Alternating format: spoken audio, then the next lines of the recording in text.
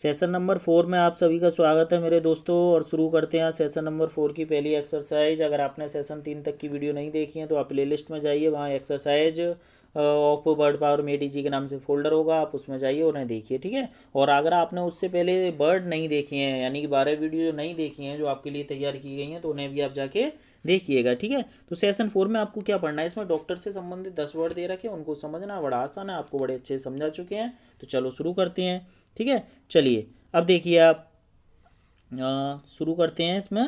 अब इसमें देखो, पहला देखिए मेंटल और इमोशनल डिस्टरबेंस। और आपको बतानी है डॉक्टर संबंधित बतानी है सारे। अब देखिए मेंटल और इमोशनल डिस्टरबेंस मतलब जो मेंटल और इमोशनल डिस्टरबेंस जो दिमाग का डॉक्टर होता है उसे हम क्या बोलते हैं, साइकेट्रिस्ट बोलते हैं। तो साइकेट्रिस्ट कहाँ है, यहाँ पे जे है, तो पहले वाला किससे मिल जाएगा, हमारा जे से। दूसरा है नर्वस सिस्टम, तो नर्वस सिस्टम वाला ढूंढिए, तो न्यूरोलॉजिस्ट हो जाएगी। न्यूरो माने क्या थी, नर्व थी, तो दूसरा किससे मिल जाएगा, आई से, ठीक है। चलिए तीसरा देखो स्किन। अब स्किन का रूट वर्ड क्या था, डर्मा था, तो डर्मेटोलॉजिस्ट कौन हो जाएगा, स्किन का डॉक्टर हो जाएगा। डर्मेटोलॉजिस्ट ढूंढिए कहाँ है, और डर्मेटोलॉजिस्ट मुझे मिलेगा यहाँ पे ई पर, तो तीसरे का क्या हो जाएगा मेरा, ई हो जाएगा। चौथा देखिए डायग्नोसिस इंटरनल ऑर्गन्स, मतलब डायग्नोसिस का मतलब होता है रोग का पता करना, डायग्नोस करना, ठीक है। तो इंटरनल ऑर्गन्स मतलब आंतरिक अंगों का, तो इसका आंसर क्या हो जाएगा, इंटरनिस्ट हो जाएगा, ठीक है। तो चौथे का पहला हो जाएगा, ठीक है। अब देखो इन्फेंट्स, इन्फेंट्स माने क्या होता है, नवजात बच्चे। तो नवजात बच्चे मतलब जो हमारा डॉक्टर होता है बच्चों का डॉक्टर, तो बच्चों का डॉक्टर कौन कहलाता है, पेडियाट्रिशियन। ये आपको सारे में याद करा चुका हूँ, इसलिए मैं जल्दी जल्दी कर रहा हूँ, तो डी हो जाएगा। फीमेल रिप्रोडक्टिव ऑर्गन्स, जो महिलाओं के आंतरिक ऑर्गन्स के बारे में जो डॉक्टर होता है, तो इसका क्या हो जाएगा, कहने का मतलब है महिलाओं का डॉक्टर, तो क्या हो जाएगा, ये गायनेकोलॉजिस्ट हो जाएगा। तो छठे का क्या हो जाएगा, बी, यानी कि ये किससे जुड़ेगा, छठे से। आगे देखिए आइस मतलब आंखों के डॉक्टर को हम क्या बोलते हैं, आंखों के डॉक्टर को क्या बोलते हैं, ऑप्थेल्मोलॉजिस्ट, ठीक है, क्यों ऑप्थेलमस माने तो आई थी। अब देखिए ऑप्थेल्मोलॉजिस्ट हो या ऑक्यूलिस्ट, OCULIST, दोनों माने कौन थे, आंखों का डॉक्टर था। ऑक्यूलिस्ट क्या था, एक ऑब्सोलेट वर्ड था, मतलब पुराना प्रचलन में आने वाला वर्ड था, जो अब यूज किया होता है, अब क्या यूज होता है, ऑप्थेल्मोलॉजिस्ट, तो आंखों के लिए आ जाएगा, तो ये आ जाएगा मेरा सातवें का क्या हो जाएगा, एफ हो जाएगा, ठीक है।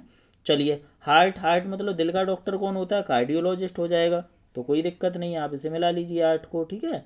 चलिए आगे देखिए प्रेगनेंसी और चाइल्ड बर्थ, मतलब जो प्रेगनेंसी और चाइल्ड बर्थ का जो डॉक्टर होता है उसे हम हिंदी में क्या बोलते हैं, प्रसूति डॉक्टर, तो इसका क्या हो जाएगा, ऑब्स्टीट्रिशियन।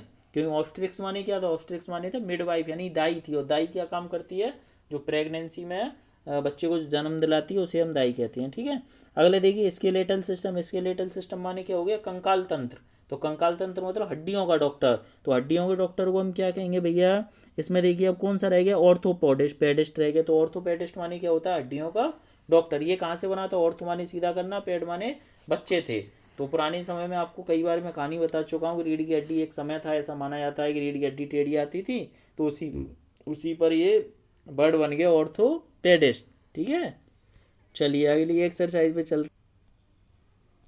बन जाता बता देंगे। चलिए दोस्तों अगली एक्सरसाइज पे मूव करते हैं। अब देखो फिर वही यस और नो लगाने हैं आपको, इसमें क्या लगाना है, यस और नो करने हैं, तो बड़े आसान होते हैं। आपको कई बार आप खुद करें, पहले पोस्ट करें और करें, ठीक है। चलिए पहला देखिए, is an internist an expert in diagnosis, क्या जो इंटरनिस्ट होता है वो डायग्नोसिस में एक्सपर्ट होता है, तो बिल्कुल होता है, ठीक है। डायग्नोसिस मतलब रोगों का पता करना। Is a gynaecologist familiar with the female reproductive organs, तो जो गायनोकोलॉजिस्ट होता है मतलब जो महिलाओं की डॉक्टर होती हैं, क्या वो फीमेल रिप्रो ऑर्गन से फैमिलियर होती हैं, मतलब परिचित होती हैं, तो बिल्कुल ठीक है, तो यस हो जाएगा।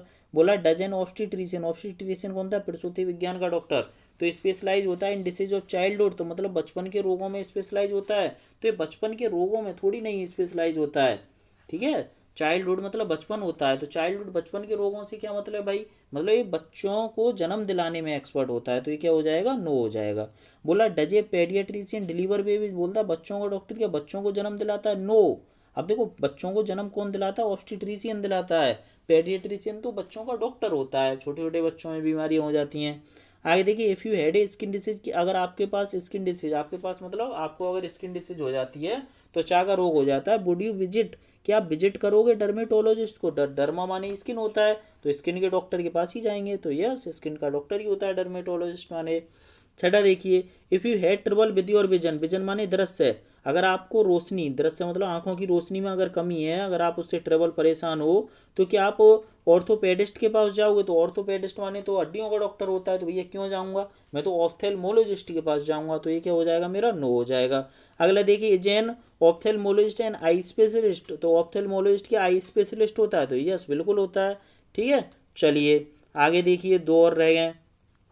Does a cardiologist treat bone fracture, तो कार्डियो जो दिल का डॉक्टर होता है, क्या वो हड्डियों के फ्रैक्चर को सही करता है? कैसी बात कर रहे हो भैया, कैसे कर देगा?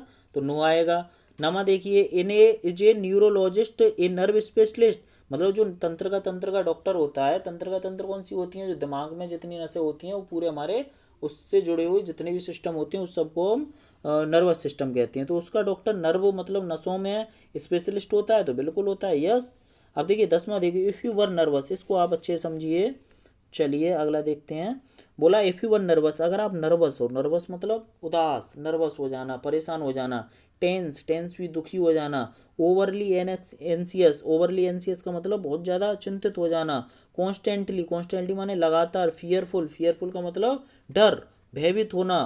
For no apparent, for no apparent, apparent माने क्या होता है? स्पष्ट, मतलब फॉर नो एपरेंट रीजन, मतलब आपके पास कोई स्पष्ट कारण नहीं है। समझ में आ रहा है? कहने का मतलब है, बोल रहा है अगर आप एक नर्वस हो, टेंस हो, एनसियस हो, मतलब बहुत ज़्यादा परेशान हो, आप लगातार डरे हुए हो, लेकिन आपके पास कोई एपरेंट, एपरेंट मतलब स्पष्ट कारण नहीं है उस चीज़ का, तो क्या आप साइकेट्रिस्ट के पास जाओगे? है ना, उसे अपने आप को दिखाने के लिए? तो बिल्कुल जाऊंगा, यस, क्यों, साइकेट्रिस्ट का काम ही यही होता है। क्लियर? चलिए अगली एक्सरसाइज पे मूव करते हैं। उम्मीद करता हूँ आपको बड़ा आनंद आ रहा होगा, और बड़ा आसान है इस बुक को पढ़ना, और बड़ा मज़ेदार भी है, बस आपको समझाने वाला होना चाहिए। चलिए अब देखिए, इस एक्सरसाइज में हम क्या करते हैं, वही can you recall the word, तो आप इनको, तो मैं बार बार ये वर्ड बता चुका हूँ, तो वो 10 ही वर्ड हैं, 10 आपको आते ही हैं, है ना। For a suspected brain disorder, अगर आपका ब्रेन डिसऑर्डर सस्पेक्टेड है, मतलब आपको प्रॉब्लम लग रही है, तो आप किसके पास जाओगे? न्यूरोलॉजिस्ट के पास जाओगे। ठीक है, for a thorough internal checkup, internal checkup के लिए मैं किसके पास जाऊँगा? इंटर्निस्ट के पास जाऊँगा। ठीक है, अब if you have a skin disease, अगर आपको स्किन का डिसीज है, तो आप किसके पास जाओगे? डर्मेटोलॉजिस्ट के पास जाओगे। तो यहाँ क्या आ जाएगा? डर्माटोलॉजिस्ट। तो आपको स्पेलिंग अगर देखनी है तो इसके आंसर की मैं आपको थोड़ी देर के लिए रोक दूंगा। आगे देखिए, if you have a heart problem, आपको दिल की बीमारी है, तो आप किसके पास जाओगे? कार्डियोलॉजिस्ट के पास जाओगे।